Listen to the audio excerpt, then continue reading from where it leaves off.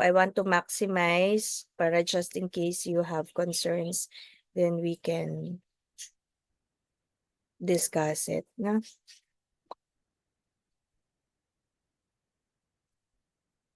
I was looking for my eyeglasses. Okay, so this is actually your first long exam. So hopefully, no, for most of you, this is actually a good start. And the purpose of this feedback is to somehow show you the answers, and hopefully, no, if for example you have challenges on with regards to that specific question, then you can correct yourself, no, or learn about it. And hopefully during the you have a final exam, no, or mainly the reason is for you to learn, no, from that specific question. Okay, can we move forward? Okay lang? Yeah, let's go. So the questions are not numbered, no, according to how you took it. Primarily because there are 3 sets, no? So bear with us as we present to you each questions with the specific answers. So number 1, according to Williams and ICD 9-CM official guidelines for coding and reporting, which period describes the time from birth of a neonate up to 28 completed days after? For those who want to answer, I'm not sure if there would be enough time, no, but probably for us to finish this up, then I will just tell you the answers, and then if you have concerns, let's discuss it. You raise your hand and let's see, no? Or if ever you can ask the question after the presentation. Okay, so the answer is perinatal period. Okay, so that's basically excuse me, a month after, no? Okay, next. Which of the following mortality? So most of this was lifted on the first lecture, okay? Statistics has a denominator of 100,000 live births. So the answer is maternal, no? Okay. Ay, wait, wala pala akong video. Okay, sige, next. What is the cutoff in days after birth for the death of a neonate to be classified as a late neonatal death? Okay, ang lalapit ng mga ano. So the answer is 28. Okay, next. So most of these are actually recall. Diba? What is the cut-off age of gestation in weeks to be classified as post-term?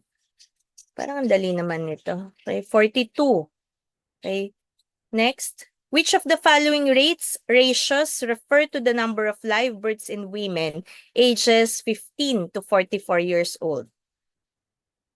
Answer is fertility. So up to 44 pala, no? Okay. Remember, 45 onward, 45 to 48 is actually your perimenopausal, no? Then usually it's 50 where they reach your menopausal stage. Okay. Next, number 6, a G1P0 delivered to a 500-gram fetus who died on the 16th minute of life. How is the delivery of the fetus characterized? From the definition, no? It's live birth. Okay? Kasi you were able to deliver it alive. Okay? So, live birth yan. Okay? 7, which of the following is the denominator used to compute the stillbirth rate? Number of live births plus stillbirth. Okay. Next. A G1P0 at 32 weeks AOG was diagnosed with end-stage renal disease. She delivered to a live premature baby, but she expired despite dialysis and 2 weeks of hospitalization. Okay, how is her death classified? Indirect, no? Number 9, AG1P0 underwent an induced abortion at 8 weeks AOG. She developed sepsis and expired. How is her death classified? It's a direct maternal death because this is actually sepsis, no? It's a complication of your abortion. Okay, so it's directly related.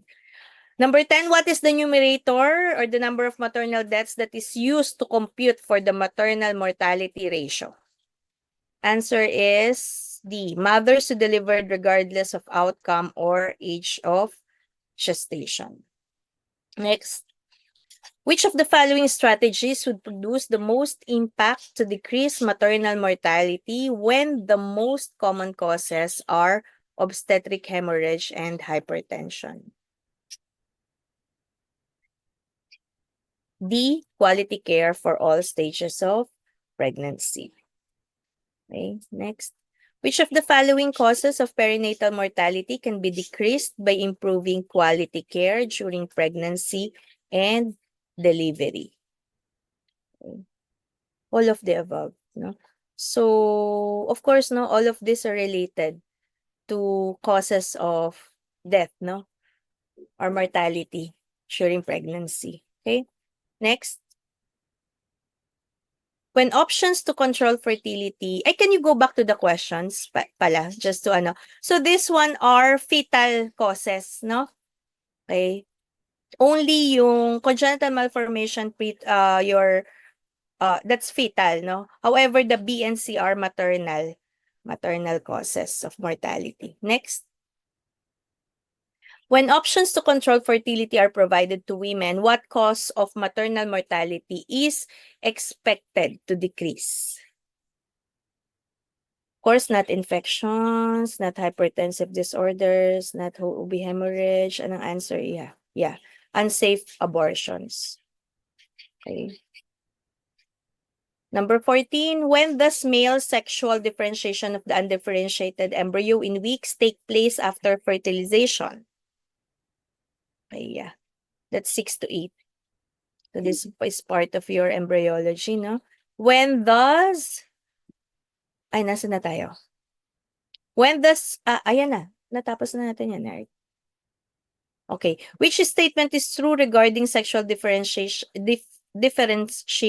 of the undifferentiated embryo?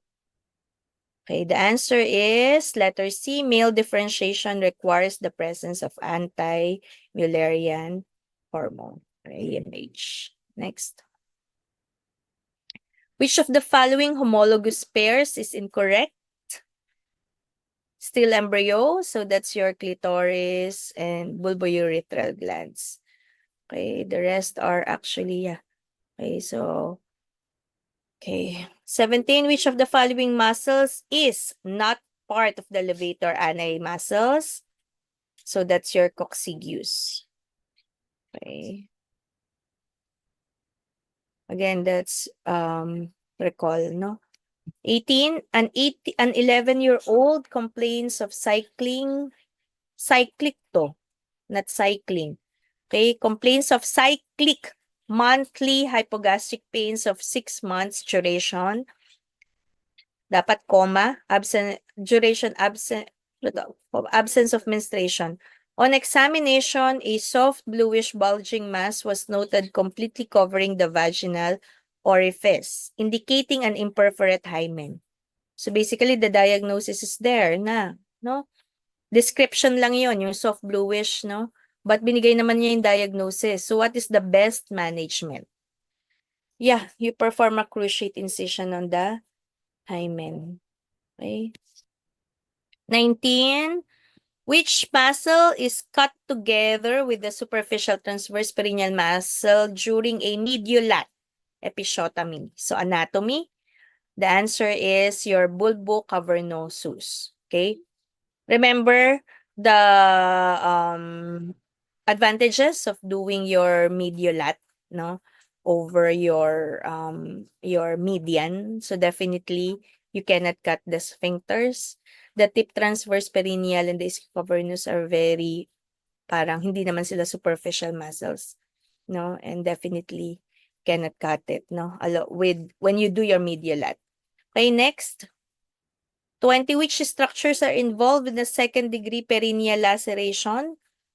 Okay, so more of comprehension. The answer is your perineal skin and perineal muscles. Okay? So, your first degree, can you go back there, Rowie? Yeah, skin lang, diba? Okay? If it involves the muscle, then second degree. It involves your, tawag dito, your anal sphincter, then that's your third. No? With the anal sphincters, that's fourth dapat, no? Perineal muscles and yan. Okay? So this, ayan, number 21. What condition will most likely result from an unrepaired fourth-degree vaginal laceration during a traumatic vaginal delivery? Okay, so complications, no, of your fourth degree. That's fecal incontinence. Basically because your sphincters, no, and are damaged, okay? So that's why you have to repair it properly. Okay, next. 22. Which statement is true regarding the blood supply and venous drainage of the pelvis? So this is anatomy. The answer is your uterine artery originates from the anterior division of the internal iliac artery. Okay, so yeah, comprehension. 23. Which ovarian vein drains into the renal vein on the same side? The answer is your left ovarian vein. Okay, anatomy. Next, which group of lymph nodes receive lymph from the cervix? Okay, that's lateral sacral. 25. God, ang bilis. A gravid in labor is fully dilated with the fetal head at station +3. So the attending physician plans to do a right MLE, medial episiotomy under pudendal block. Where should the anesthetic agent be injected? So obstetric anesthesia, so that's both the right and left. Okay, next. Which perineal compartment is the greater vestibular bulb found? Anatomy. Okay. The answer is your superficial perineal pouch. Okay, next. At what trimester does one expect the most rapid increase in the maternal blood volume? Do you think? Yeah. The second trimester. Okay, primarily the reason why, of course, no, your physiologic changes happen. Okay, yan, in the second trimester. Okay, your BP decreases. Yan. No? Number 28. Which peptide hormone functions as a homeostatic regulator of systemic iron metabolism? Hepcidin. Okay, next. What sign gives the violet characteristic of the cervix and vagina due to increased vascularity and hyperemia? Okay, that's your Chadwick. Okay, so tinatanong pa din yun, no? Even sa board exam, lumalabas pa din yan. Okay, next, 30. At what level is proteinuria considered significant in a urinalysis of a pregnant patient? 300. Okay, which of the following are pregnancy-induced urinary tract changes? That's your vesicoureteral reflux. Okay, physiology. 32. Which of the following electrolytes increase in pregnancy? Do you think? Yes, so your chloride, no? Because most of yung potassium, no, decreases pa nga to. Your calcium also and magnesium. That's why we need your supplementation. 33. Which of the following is considered normal in carbohydrate metabolism in pregnancy? That's your mild fasting, hypoglycemia. Next. Which vascular parameters of physiology is normally increased during pregnancy? It's your cardiac output. 35. Which of the following is increased in pregnancy? That's your tidal volume. Okay, the rest actually decreased. Comprehension. Which of the following statements is correct? Progesterone influences the vasodilatation of the smooth muscles in the uterus. Yeah, 37, a 25-year-old G1P0 at 7 weeks. AOG has a 10 cm ovarian new growth seen on her first ultrasound. When is the best times to schedule her ovarian operation? Yeah, second trimester. Okay, so you wait until, of course, the organs are actually developed, no? Yun yung dictum why we operate on them at the second trimester. Okay. 38, which of the following changes in the pregnancy causes increased risk of your candidiasis? The answer is your increased production of your lactic acid. Okay.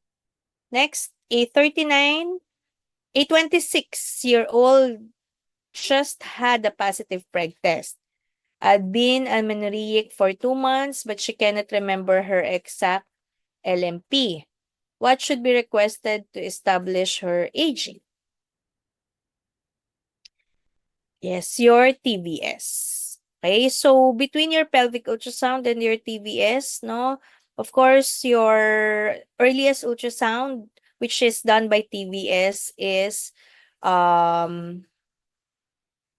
requested since the amenorrhea happened 2 months ago.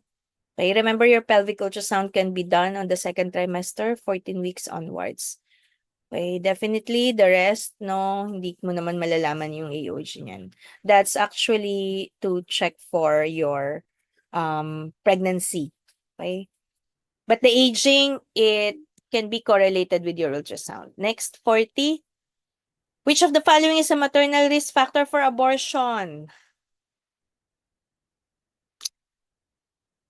Working in a paint factory. Okay, so the exposure. Okay. 41. What is the weight in grams of a fetus that would qualify as abortion? 400, no? On the premise that, di ba, 500 yung parang cut-off. Okay, what type of an abortion occurs in a patient who is 12 weeks pregnant but with an unembryonic pregnancy by ultrasound age at age weeks? Cervix is closed. Okay, so definition of abortion, the answer is your missed abortion. Okay.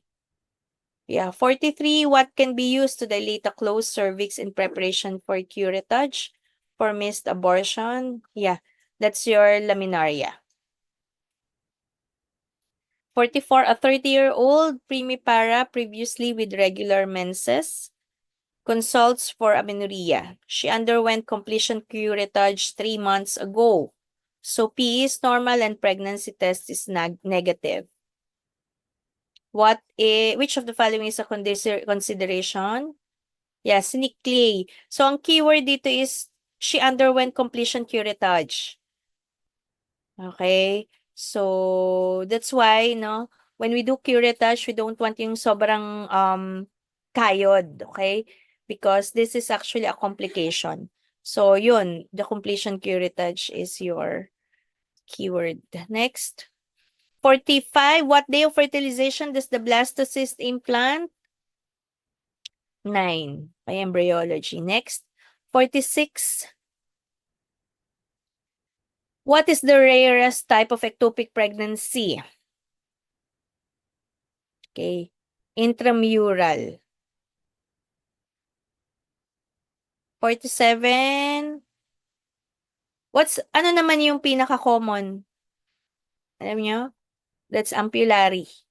Okay. Sige. Or your tubal. 47. A 28-year-old preemie-gravid has amenorrhea for 6 weeks. PE is normal. Preg test is positive. Ultrasound shows a thickened endometrium at 2 cm. The beta HCG is 1-2 milliIU per ml. What is the next best step? Yeah. You check the beta HCG after 48 hours. Kasi if it's a normal pregnancy, then you expect it to double. Okay. 48, a 30-year-old G1P0, 9 weeks AOG is diagnosed with unruptured tubal pregnancy. On ultrasound, the ectopic pregnancy measures 5 cm and the beta HCG level is 3,000. Which of the following is the best management? Yeah. Salpingostomy. Okay. Between your salpingectomy, okay, because the size is 5 cm eh. Okay, so yeah, if you can, and there's no description of a possible na ruptured. Parang yun yung unruptured yung linagay eh. Okay, so what you can do is just get no the ectopic pregnancy. Okay, compared to cutting it by doing your salpingectomy. Definitely, you cannot observe or medically manage this patient kasi eventually this will rupture. Yung medical, hindi na siya pasok because it's already 5 cm. Okay, with the criteria. Next. 49. What type of molar pregnancy presents with a karyotype of 69XXX? Uterus is small. Wait, I have to close. For date and the fetus was seen on ultrasound. Yeah, that's partial mole. Okay? Ang keyword dito is the fetus. You have a fetus, no? On ultrasound. Okay? Next. At saka yung karyotyping. Nasa table naman yun. Diba? Next. Halfway. Yeah, we're just in time. No? 8:22. So, grabe. Para tayong nagmamarathon. 50. Which of the following presents with trophoblastic neoplasm following a term pregnancy? The answer is your, can you go back? Gestational choriocarcinoma. Okay, that's primarily the reason why for molar pregnancy, no, we still monitor your your HCG, 'di ba? Even after the suction curettage. Because this is something, no, this is something that you want to investigate. And at times, no, you have to give actually chemoprophylaxis. Next, 51. Which of the following is diagnostic for early pregnancy loss? Okay. Yeah, nasa definition to eh, di ba? B, MSD or mean sac diameter of greater than 25 millimeter and no embryo. Okay, yung 0.25, that's your MPL. Ang baba ng MPL nito, no? Hindi natanggal. 0.25.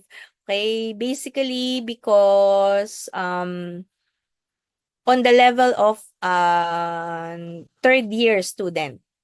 Okay, but of course, if we're gonna ask this question to our residents, dapat 1 yan. So this is the CRL should be greater than 7 millimeters and no cardiac activity. Yun yung dapat na answers. Okay? Ultrasound shows a gestational with yolk sac. Then that's actually not a pregnancy loss, no? That could be an early pregnancy. Gestational sac without yolk sac, pwede pa rin yon, no? Early pregnancy. Okay? So this one, B, is the diagnostic criteria. Okay, because can you go back? Your embryo should grow 1 millimeter per day. So yung 25 millimeters, ang laki na niyan. Okay? Ang tawag dito? Mean sac diameter pala to. Yung 25 millimeters that's 2.5 cm. Ang laki na niyan. That should include your yolk sac and your embryo already. Okay? Because that's more than 6 weeks. Okay, 52. A 19-year-old has fever, lower abdominal pain, uterus is slightly enlarged with tenderness, foul-smelling vaginal discharge, cervix is open with placental tissues plugging the os. Baka giveaway naman nun, no? Pregnancy test is positive. What type of abortion? Actually, diniagnose na niya abortion. Okay? However, you can choose between what? Your septic and your wala pala dito yung incomplete, no? So, of course, no, yung keywords mo dito is fever, signs of infection, fever, lower abdominal pain. So, that's your septic abortion. Okay, letter D. 53, which event separates the luteal phase from the follicular phase? Yeah. Ovulation. Okay, day 14 of cycle, diba? So, luteal and follicular phase are ovarian phases. Diba? Okay. Next. 54, a congenital anomaly scan on a 26-week gestation revealed esophageal atresia. What is the expected condition of the amniotic fluid? Okay. When you have esophageal atresia, hindi niya, di ba, malulunok basically yung fluid. Okay. So what happens is you have more fluids, no? Amniotic fluid, and that's your polyhydramnios. Okay. Number 55, a clinician computed the age of the pregnancy based on the time elapsed since the first day of the LMP. Which terminology was used to describe pregnancy age? Parang diniscuss to sa ano, 'di ba? Sa dun sa first day of your preceptorial. So the answer is your gestational age. Okay. 56, when is the complete development of the limbs achieved? Yes, first trimester. Huh? Again, pag pumasok na ng second trimester, develop na yung baby. No? Okay. 57, which layer is usually defective in cases of your acrita? Yeah, your decidua. Okay, next. 58, what is the primary function of the placenta during pregnancy? It's part of physiology. The answer is Rowie. Baka mamaya ano eh. Letter A, facilitate gas and nutrient exchange. Okay, nasa libro naman din yan. Number 59, what is the primary function of the decidua basalis? It forms the maternal-fetal interface. Okay, next. 60, which of the following correctly describes the pathway of blood from the placenta to the fetal heart? Okay, so the answer is your letter B, umbilical vein, ductus venosus, and then your right atrium. Okay, dapat may arrow dun eh, no? But yun yung pagkakasunod-sunod. Okay? Yeah, next, 61. Which of the following structures allows oxygenated blood to bypass the liver? Yeah, your ductus venosus. Okay, so fetal, ano to, blood circulation. 62, what stage does the embryo implant into the uterine wall? Yeah, your blastocyst. Okay. 63, which of the following is true about the amnion? It is contiguous with the amniotic fluid. Okay, 64.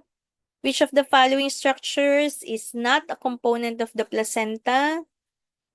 Yeah, your myometrium.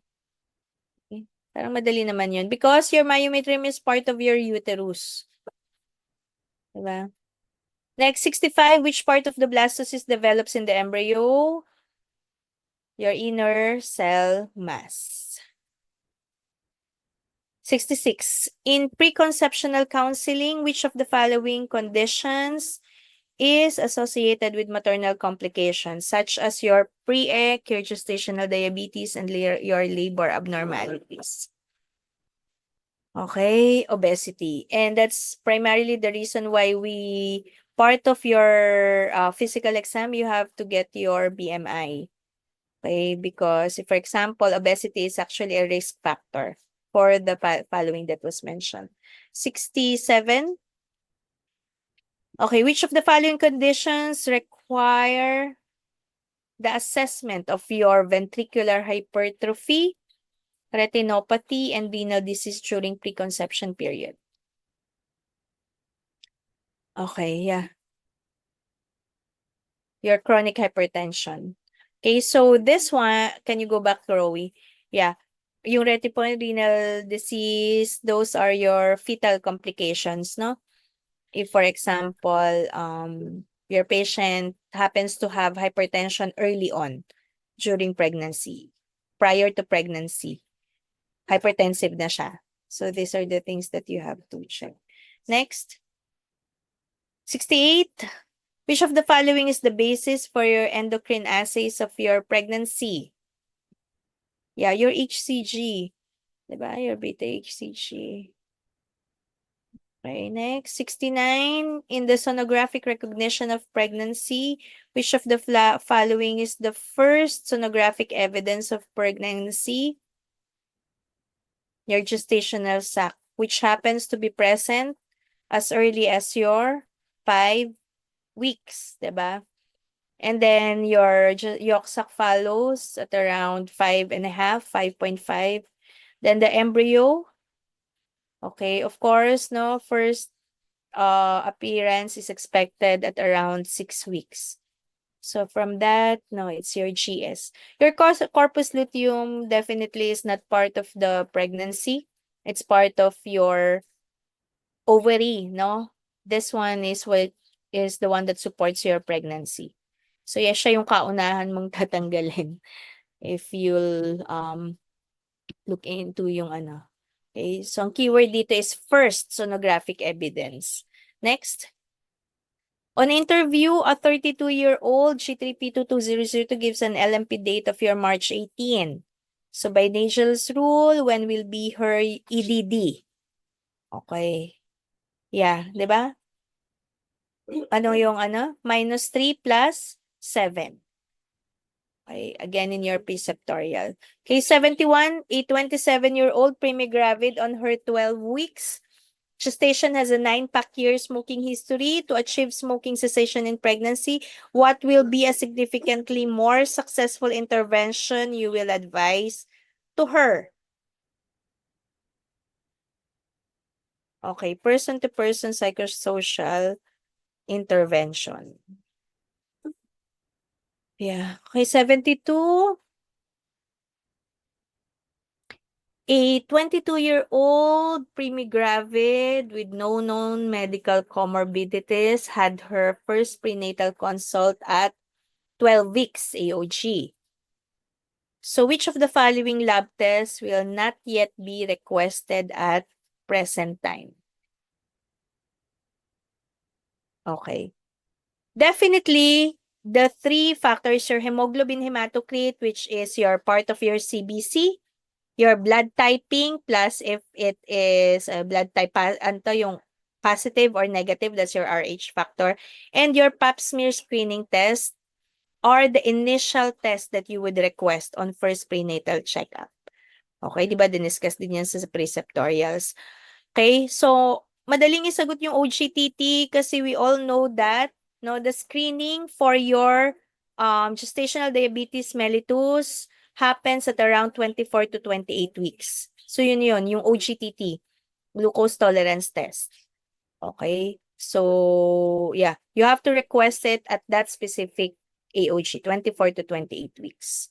So 73, a 31-year-old G3P22002 on her 8 weeks gestation consulted for first PNCU, prenatal checkup. Her BMI was 22.5 kilos per meter squared. What should be her recommended total weight gain according to the IOM? Okay, you're 25 to 35 pounds. So that's normal, diba? Okay, yung may table yan eh. Okay, na lifted from your Williams. Okay, so that's, yeah. Again, pounds to, Okay. 74, what is the recommended daily dietary allowance of calcium for pregnant and lactating women? The answer is Rui. Saan ka na? Ayan, milligram. Okay, your 1,000 milligram. So most of the preparation for calcium is actually 500 milligrams. Okay, so yeah, but we don't request it for them to double it because of course, no, you can get your calcium from the food that you eat. So encourage them to eat yung foods that high in calcium. Second is we advise them to also take their milk.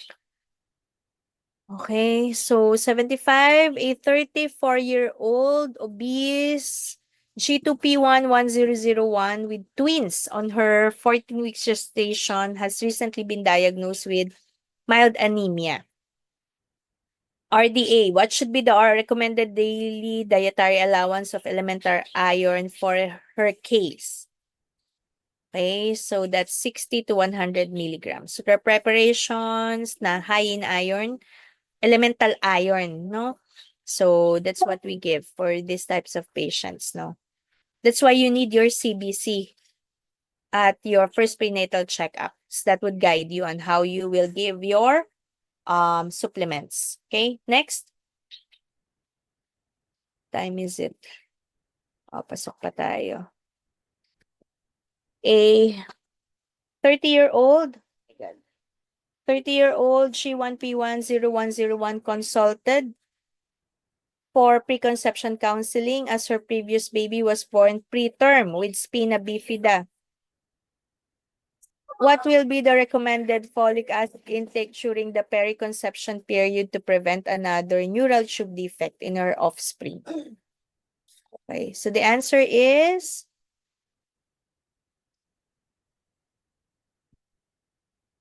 dami, no? 4 milligrams as a separate supplement. Wait lang ha. Okay, preconception counseling. So, ang key dito is your patient already has risk factors, no? Kasi may spina bifida. Okay? So, sa recommendation, dapat mas mataas yung folic acid. Okay, that you will give. Okay? Okay, 4 milligrams is actually yung usual preparation. 5 milligrams yung usual preparation. So, in your book, okay, ang sinabi nila dito is a separate supplement. Okay, remember, your multivitamins has parang konti lang yung laman niya na tag dito, folic acid. So, basically, you have to give a separate supplement. Okay, so ito linito lang kayo, microgram and milligram.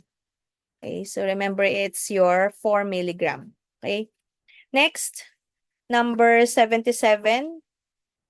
A 27-year-old primigavid vegetarian whose daily activities have limited sun exposure came in for prenatal consult. Which among the vitamin supplements will you emphasize on? Okay, so vegetarian yung keyword. The answer is your vitamin D. Okay, 78, a 20-year-old primigravid on her 16 weeks. Gestation consulted at a local health center for vaccination. Which vaccine will you give her that is recommended in every pregnancy? Your Tdap. Okay, your HPV vaccine, no, cannot be given. Okay, but remember, with your HPV, you have to give it in 3 doses, your 0, 2, and yours after 6 months. So, if for example, you're able to give the 2 doses, then you can wait for after the pregnancy kasi your 3rd dose can be given even after a year. Okay, so you hold the dose until the patient delivered. Your MMR and OPV are live vaccine, so you cannot give it definitely. So it's only your Tdap vaccine. Okay, next, or your diphtheria. No? When is the earliest time in weeks when the embryo with cardiac activity can be seen on ultrasound? Parang medyo na-discuss na natin. So the answer is, of course, your 6 weeks AOG. Okay, number 80. Which of the following sonologic signs, okay, suggest your dichorionicity? Recall to. Yeah, your twin peak sign. 81. Which of the following is a predictor for possible early pregnancy failure? Parang dapat ABC dito, Rowie. Yeah. Okay. Your predictor for possible early pregnancy failure, 'di ba? Okay. Now, your presence of gestational sac, hindi naman yon that could be an early pregnancy. Definitely, the cardiac activity of 140 beats per minute is out already. Tatanggalin niya. Kasi that's a viable pregnancy. Okay? The absence of fetal somatic activity, you don't expect the baby to move. Ito yun, movements and somatic activity. Okay? Until kaya fetal, 'di ba? So at around 8 to 10 weeks, okay, doon pa lang yan makikita na muna may mga movements. Okay? So early on in pregnancy, that's expected na hindi pa siya gumagalaw. You can only see the heartbeat. However, no, if for example you'll be seeing a macro yolk sac that's more than 6 millimeter of your yolk sac, that's actually a predictor already. Okay? So on ultrasound, we even mentioned that. Okay? Para yung attending, alam na niya na mukhang hindi viable. Okay? So there's a difference between confirming that your patient is pregnant. That is, if you see a gestational sac, no, with a yolk sac, okay, compared to viability. Viability means there's fetus with a heartbeat. Okay? Yeah. Number 82, a 29-year-old G1P0 at 6 weeks AOG complained of hypogastric pain and vaginal bleeding. Okay, so what ultrasound procedure should be requested? Parang ang dali naman na nito, no? Definitely, you have to request for a TVS. Again, no, you cannot see that 6 weeks.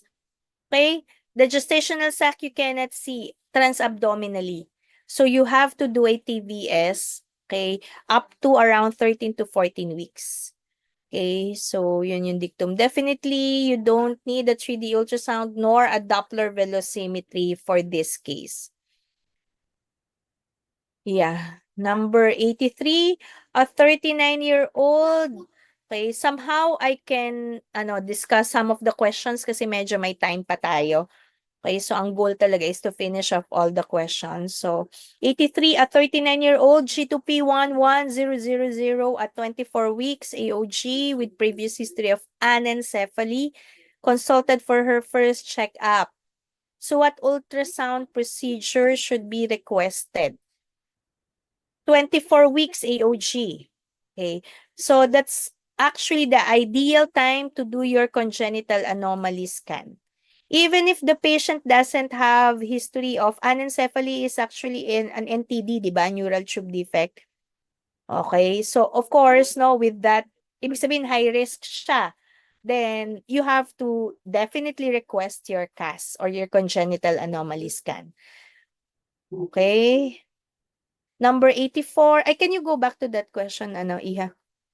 Yeah. The BPS, para lang medyo, tatanggalin mo na yung TVS, 24 weeks nga, di ba? Your Dopplers and your BPS, no, are of different indication. You do the Doppler if, for example, you're thinking of your IUGR, interior uterine growth restriction. Okay. And then the BPS naman, we do that 28 weeks onwards to check for the movement, breathing, okay, and then the amniotic fluid. So, hindi siya at that aging. Your keyword here is your 24 weeks. Okay, so CAS. 84. My God. Bilis. A 41-year-old G1P0 with chronic hypertension at 37 weeks documented AOG diagnosed to have growth restriction. O, yun na yun. What ultrasound procedure should be requested to find out if fetal condition is still reassuring? Parang na-discuss ko na yan kanina. Oh, that's your biophysical scoring. Okay, when you look into the parameters of your BPS, diba?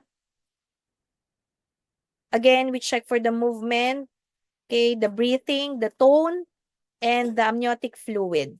So those are the 4 parameters that we can check through ultrasound. Okay, but to complete the BPS and score of 10, no, you need your non-stress testing.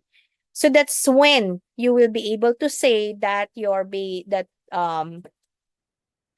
you have a reassuring fetal condition. So that means you can wait further. No? Remember, for this case, she already is a high-risk patient having chronic hypertension. No? The aging is already at 37 weeks. So definitely you cannot do your CAS nor your TVS. Your TransAb incomplete kasi ang gusto niyang mangyari, your TransAb usually biometry lang yan. I-measure mo lang si baby.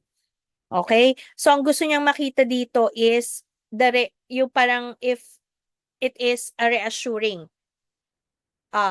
you have a reassuring condition. And that could only be noted on your BPS. 85. A 27-year-old G1P0 patient came for her first prenatal checkup. It's already 8:46, so medyo bibilisan na natin. Based on LFP, she is a 16 weeks AOG, but the fundic height is significantly bigger. So what procedure should be requested to know the most likely AOG of the fetus? 16 weeks, pero mas malaki. Okay? Ano yung sagot dyan? Okay, your TransAb. Okay, remember, 16 weeks AOG, that's already, if you do your, di ba, yung sa anatomy, 20 weeks is in the umbilicus. So, 16 weeks AOG, that's in the middle.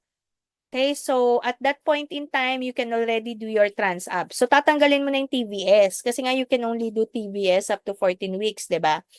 Okay, if you know the importance of your BPS and your NST, tatanggalin mo na din yan. So definitely for this case, yeah, your transabdominal ultrasound is definitely, no, the one that you check, no, to know the aging. Okay?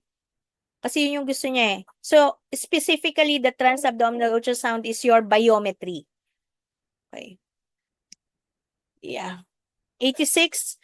An 18-year-old G1P0 at 9 weeks AOG consulted because of right lower quadrant pain and vaginal spotting. PT was positive. Which of the following statements is correct? Give analgesia, refer to surgeon to rule out AP, request TransAb to date the pregnancy. Yeah. Yes. Okay. Now, ang keywords dito is your right lower quadrant pain with vaginal spotting. These are actually part of your triad, no, for ectopic pregnancy. The pain and bleeding. Okay? Tapos positive PT. Actually, tatlo. Lahat to are your triad for ectopic.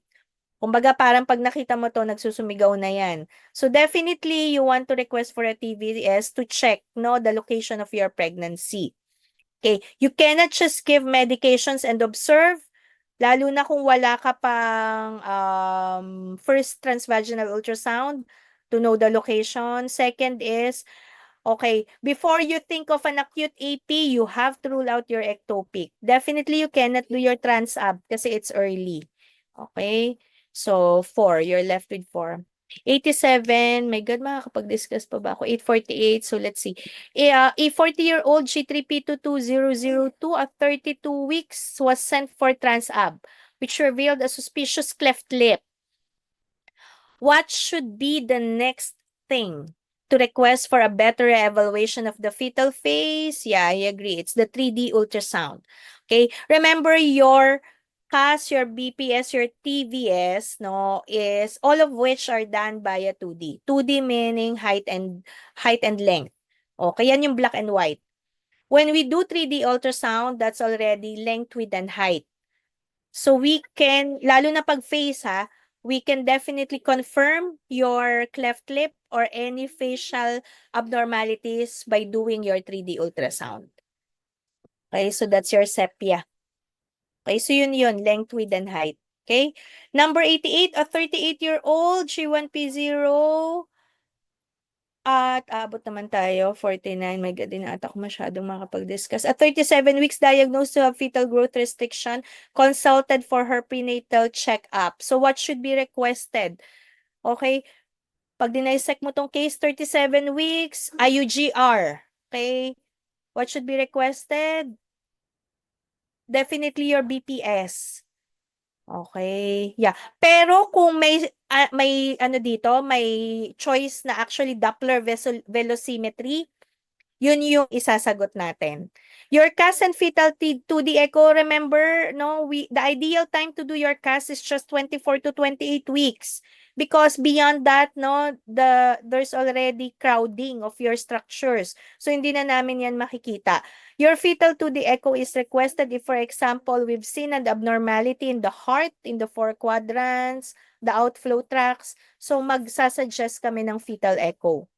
The transab is again incomplete. Transab is just biometry. Ang question dito is growth restriction.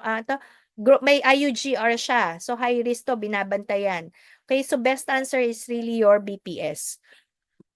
Yeah, but best is your Dopplers. Okay?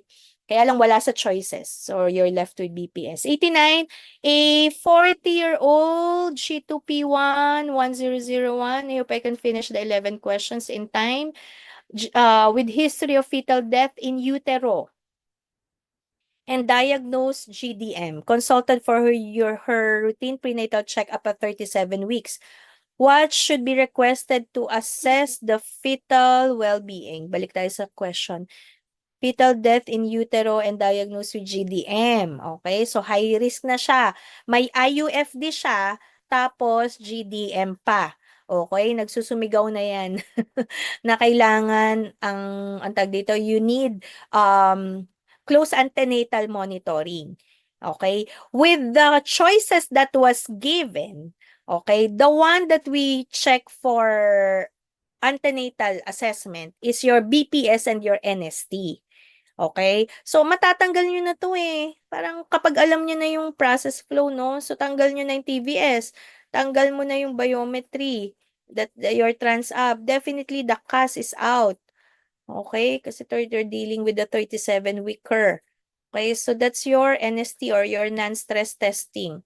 We've discussed that in your, diba, preceptorials, how to read your NST. Yun yung nasa strip.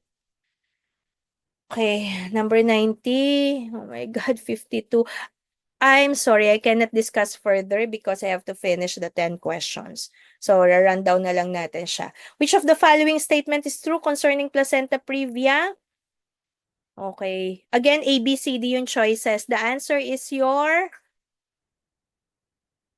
all of the above. Okay. Alam mo, kaya mo tong isagot ng ano, no? Tawag doon, anong tawag doon? Yung magaling sa mga exams.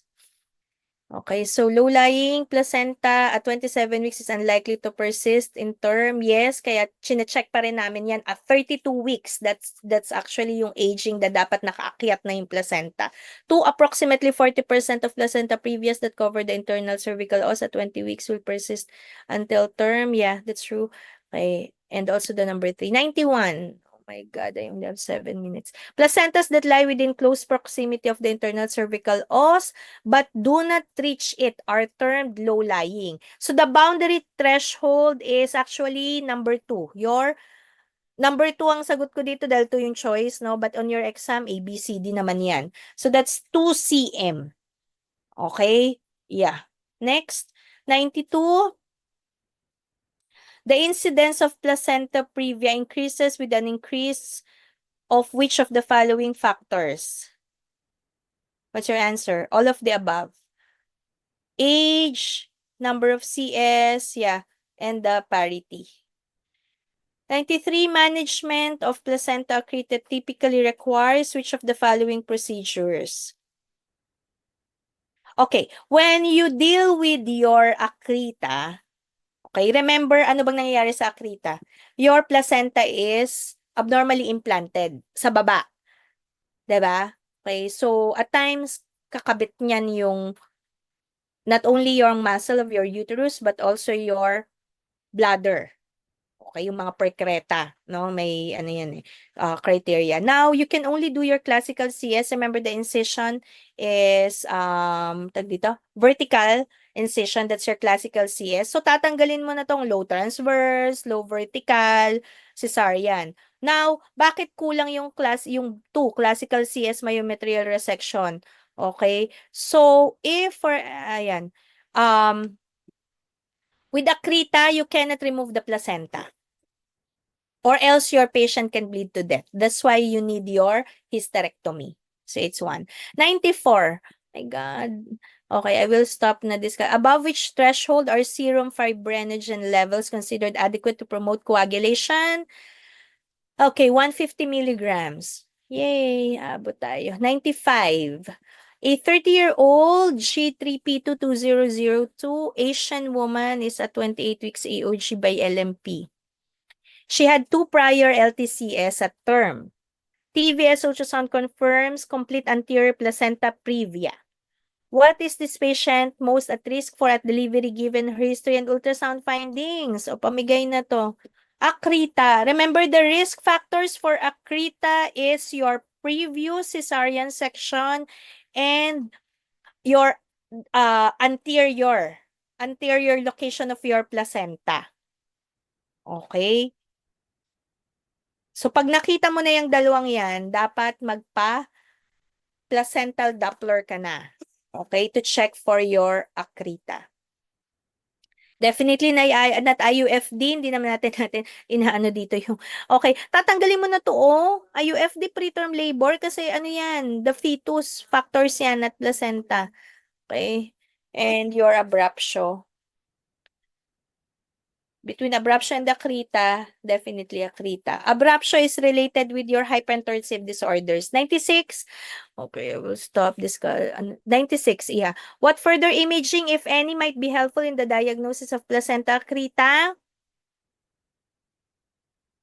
Non-contrast MRI. Yes. If, for example, we really need to check for ruling out your precreta, yung mga ganyan, we can request MRI. Not CT, not safe for pregnancy, no? Okay, cystoscopy, okay, hindi din yan, no? It's really your non-invasive, which is your MRI. Okay, 97. In treating uterine atony after delivery, which of the following is true? Answer is fundal massage should be performed. Okay. 98. Which of the following is the highest associated risk for abruptio? Yeah, your prior abruptio. That's why you really need to do your history taking.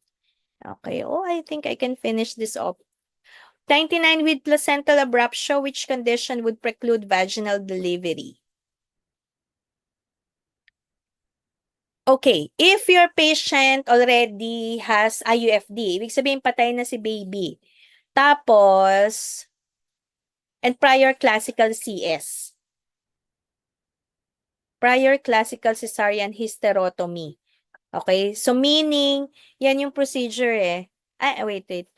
Tawag dito, she underwent classical CS hysterotomy because of the IUFD. Parang ganun yung ano niyan eh.